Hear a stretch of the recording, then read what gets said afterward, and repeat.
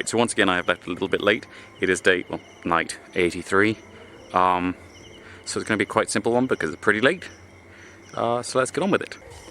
Right, so long-term viewers may realise that I quite like plants that do not do exactly what you would expect them to. So the Aroids, generally speaking, are plants like Philodendrons, monsteras, peace lilies, and similar sort of either low-growing plants or climbing plants.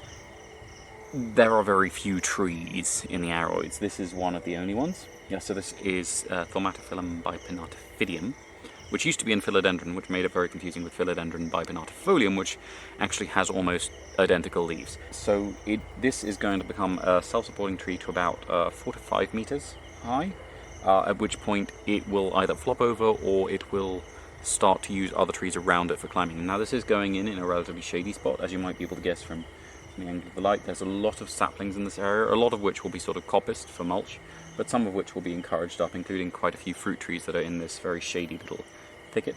I mentioned when I planted the first one of these on day 10, also at night incidentally, that they very much make me think of the toxic forest in Nausicaa and the Valley of the Wind, and I stand by that very, very much. They are incredibly toxic. As with a lot of the Aroids, they should be full of oxalates and a whole bunch of other wonderful poisons, which means it doesn't really need protection from its companion plants. But it is getting a companion plant in the form of a palm, which I think is Camidorus cataphractus. I'm not sure, I'll put the name up, but it's the cataract palm anyway. So this is one of the few palms that can grow in water directly.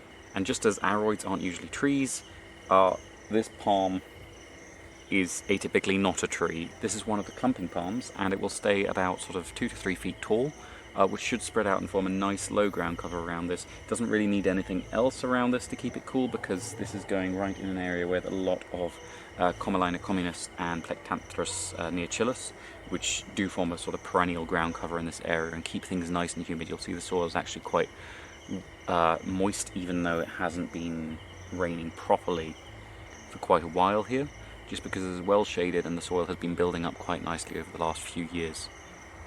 And the ground cover keeps it nice and humid for quite a long time after the rain lets go.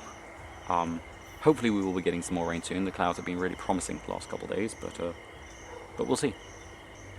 But yeah, that should be everything for tonight. Thank you very much for watching, and please tune in again tomorrow, and I will try and get something more directly useful and less just because I like the look of it in.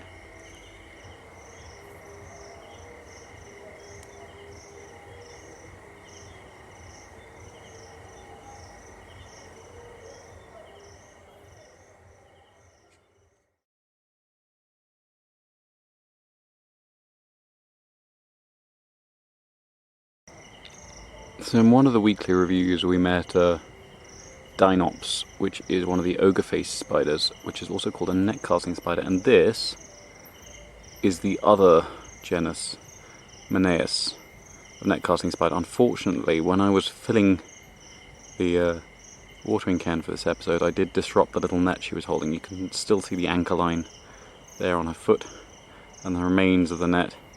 But when I alarmed her, she sort of got it all tangled up, so she will eat that now. You can see she's starting to get it into her mouth, and then she will build a new one, hopefully tonight. She has a fairly standard arrangement of eyes you might mix up with the nursery orb spiders, but she's not particularly closely related to them. She's more closely related to things like the feather-legged orb weavers. Yeah, so basically silk is just protein, so she's going to be consuming that to avoid wasting the nutrition. Oh, it looks like she did actually catch something in there too. Let's see if she can extract it. She can. As with most spiders, she is probably not going to physically consume that. Some do, but mostly they inject digestive enzymes and then sort of slurp out the delicious mush that results, often leaving quite a lot of remains behind.